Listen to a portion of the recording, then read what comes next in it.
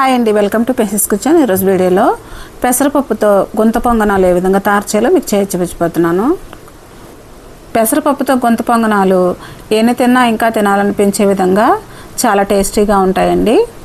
పెసరపప్పుతో గుంత పొంగనాలు మార్నింగ్ బ్రేక్ఫాస్ట్గా కానీ ఈవినింగ్ స్నాక్గా కానీ తయారు చేసుకొని తీసుకుంటే చాలా టేస్టీగా ఉంటాయండి.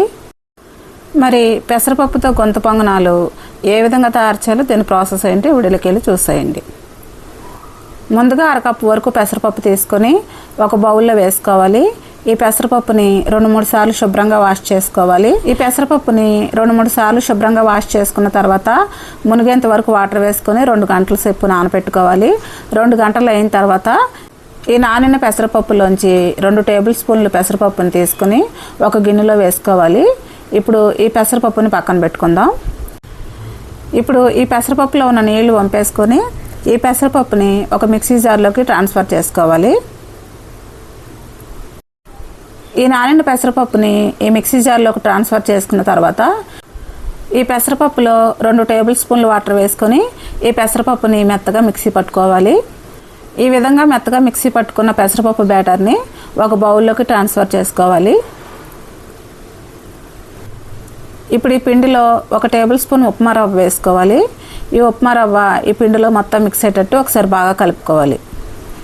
ఉప్మా రవ్వని ఈ పిండిలో మొత్తం మిక్స్ అయ్యేటట్టు ఈ విధంగా బాగా కలుపుకున్న తర్వాత ఇప్పుడు ఈ పిండి మీద మూత పెట్టుకొని 10 నిమిషాలు పక్కన పెట్టుకొని నాననివ్వాలి. 10 నిమిషాలు అయిన తర్వాత మూత తీసి చూస్తే ఉప్మా రవ్వ ఈ పిండిలో బాగా నానిందండి. ఇప్పుడు ఈ పిండిని ఒకసారి బాగా కలుపుకోవాలి. ఇప్పుడు ఈ పిండిలో ఒక మీడియం సైజు ఉల్లిపాయను చిన్న చిన్న ముక్కలుగా కట్ చేసుకొని వేసుకోవాలి. దీంట్లోనే ఒక మీడియం సైజ్ క్యారెట్ని తురుముకొని వేసుకోవాలి. దీంట్లోనే 1 టేబుల్ స్పూన్ అల్లం ముక్కలు, 2 టేబుల్ స్పూన్లు పచ్చిమిర్చి ముక్కలు, కొంచెం కరివేపాకు, మనం ముందుగా తీసి పక్కన పెట్టుకున్న పెసరపప్పును కూడా దీంట్లో వేసుకోవాలి. ఇప్పుడు దీంట్లోనే రుచికి తగినంత సాల్ట్ వేసుకోవాలి. ఇప్పుడు వీటిని కూడా మొత్తం మిక్స్ అయ్యేటట్టు ఒకసారి బాగా కలుపుకోవాలి. ఇప్పుడు ఒక తడకా ప్యాన్లో 1 టేబుల్ స్పూన్ ఆయిల్ వేసుకొని మరిగించుకోవాలి. ఈ మరిగిన ఆయిల్లో 1 టీ స్పూన్ మినపప్పు, 1/2 టీ స్పూన్ జీలకర్ర, 1/2 టీ స్పూన్ ఆవాలు, 1/4 టీ స్పూన్ ఇంగువ వేసుకొని వీటిని అన్నీ కలుపుకొని ఈ తాలింపుని ఈ పిండిలో వేసుకోవాలి. ఇప్పుడు ఈ తాలింపుని ఈ పిండిలో మొత్తం మిక్స్ అయ్యేటట్టు ఒకసారి బాగా కలుపుకోవాలి. ఇప్పుడు ఈ తాలింపుని ఈ పిండిలో మొత్తం మిక్స్ అయ్యేటట్టు బాగా కలుపుకున్న తర్వాత ఇప్పుడు దీంట్లోనే 1/4 టీ స్పూన్ వంట సోడా వేసుకోవాలి. ఈ వంట సోడా కూడా ఈ పిండిలో మొత్తం మిక్స్ అయ్యేటట్టు ఒకసారి బాగా కలుపుకోవాలి. బ్యాటర్ కన్సిస్టెన్సీ ఈ విధంగా ఉండాలండి. బ్యాటర్ కన్సిస్టెన్సీ ఈ విధంగా ఉంటే సరిపోతుంది. ఇప్పుడు ఈ పిండిని పక్కన పెట్టేసుకొని ఇప్పుడు స్టవ్ మీద గుంత పొంగనాలు వేసుకునే ప్యాన్ పెట్టుకోవాలి. ఇప్పుడు ఈ ప్యాన్లో కొంచెం ఆయిల్ వేసుకోవాలి.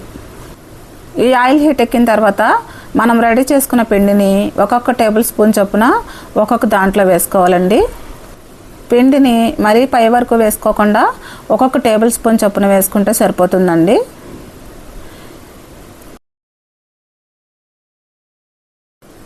పిండిని ఈ విధంగా పొంగనాల్లాగా వేసుకున్న తర్వాత ఇప్పుడు ఈ పొంగనాల ప్యాన్ మీద మూత పెట్టుకొని ఈ పొంగనాలని 2 నిమిషాలు లో ఫ్లేమ్లో కుక్ చేసుకోవాలి.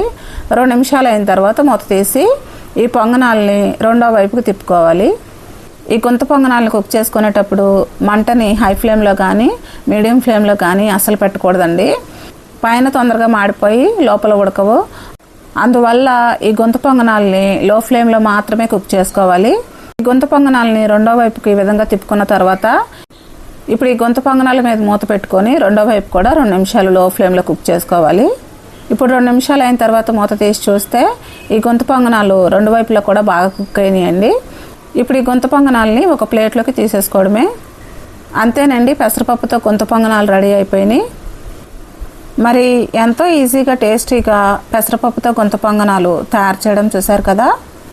మరి ఎంతో టేస్టీగా ఉండే పెసరపప్పుతో గుంత పొంగనాలు మీరు కూడా ఇంట్లో ప్రిపేర్ చేసుకొని ఏ విధంగా వచ్చిందో నాకు కమెంట్ చేయండి.